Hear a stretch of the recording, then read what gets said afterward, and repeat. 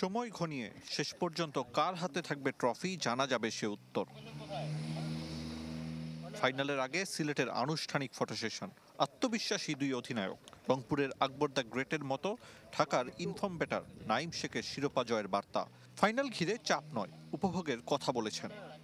Obviously এটা একটা final, but another game এটা। তো আমরা এইভাবে একটা নর্মাল গেম হিসেবে চিন্তা করছি, কেননা আপনি যখনই এটাকে মনে করবেন অনেক বড় ফাইনাল বা এরকম কিছু, তো আনওয়ান্টেড প্রেশারগুলো নিজেদের উপরেই আসে আলটিমেটলি। সো আমরা ড্রেসিং রুম নর্মাল রাখার চেষ্টা করছি। আমার টিমে প্রায় অলমোস্ট 6টা-7টা হচ্ছে ম্যান অফ দ্য ম্যাচ আছে। তো ইন্ডিভিজুয়াল এক এক ডেতে এক এক দিন পারফর্ম করছে। ছোট টিম বড় টিম নাই, টি-20তে মোটামুটি সব টিমই আপনি ইন্ডিভিজুয়াল ডেতে যারা ভালো খেলবে মাঠে তারাই রেজাল্ট পাবে।